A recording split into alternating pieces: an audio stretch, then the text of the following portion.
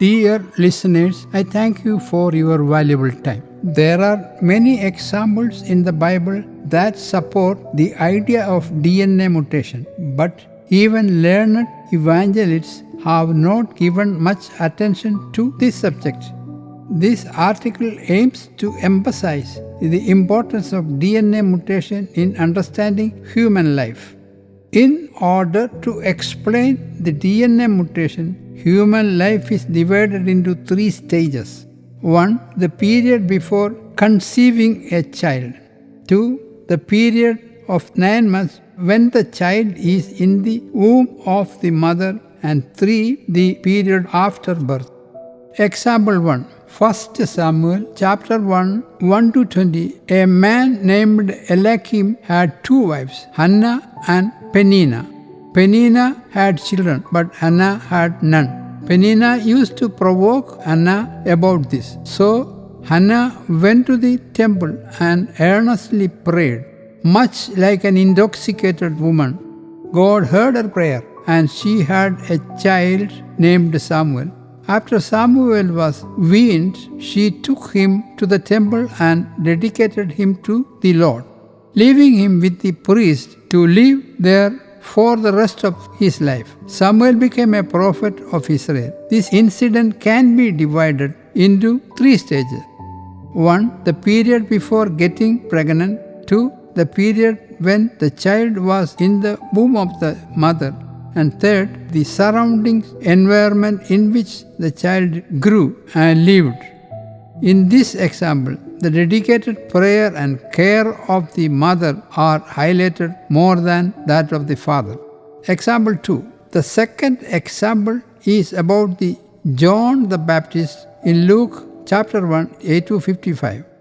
While serving as a priest, Zachariah was burning incense on the altar when an angel appeared and told him that his prayers were heard by God, and his wife Elizabeth would bear a child, whom they should call John. When Elizabeth became pregnant, Mary, the mother of Jesus, visited her and looked after her. Elizabeth's presence rejoiced the child in her womb, similar to the first example. This dedication of the father and mother helped shape a child. Example 3. The example from Judges chapter 13, 1-24, chapter 16, 1-2 is about Samson. The incident happened when the Israelis were being suppressed regularly by Philistines. His birth coincided logically when they needed a strong savior. Samson's birth saved them to a certain extent. A messenger of God visited a person named Manoah and his sterile wife and delivered a message that she would conceive a boy, and the mother should not drink wine and fermented drinks, should not eat anything unclean, and should not shave the son's head. After birth, though the father and mother did as the angel told them, when Samson became a grown man, he first loved a Philistine girl who deceived him. He then married another Philistine girl named Delilah. She spied on him and revealed the secret of his strength to the enemies, which led to the capture and death. Example 4. The example is from Genesis chapter 30, 27-37. Jacob and his father-in-law Laban agreed that Jacob would get a share of Laban's animal wealth, and they decided that every speckled and spotted sheep, every dark-colored lamb, and every spotted speckled goat, as well as the newborn with the same identities, would be Jacob's wages. Laban separated the males. However, Jacob took cut branches from poplar, almond, and plane trees, made white strips on them by peeling the branches, exposing the white inner wood. Then he placed the peeled branches in all the water troughs so that they were directly in front of the flock when they come to drink. When the flocks mated, seeing the branches, they bore young that were streaked, speckled, or spotted.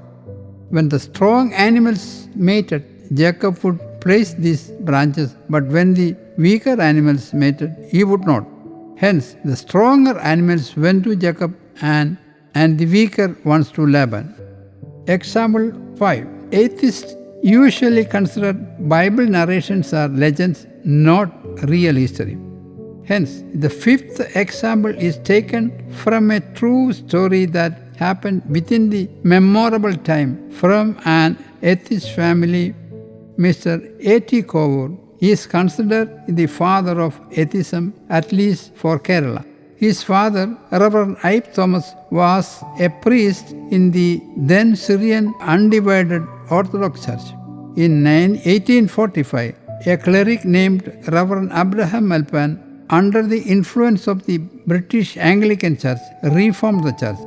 Reverend Father Ipe Thomas was the steward in the Reformation moment. So, the possibility of DNA epigenetic mutation in the father inherited by the son and the surrounding he lived in reformed him into an atheist.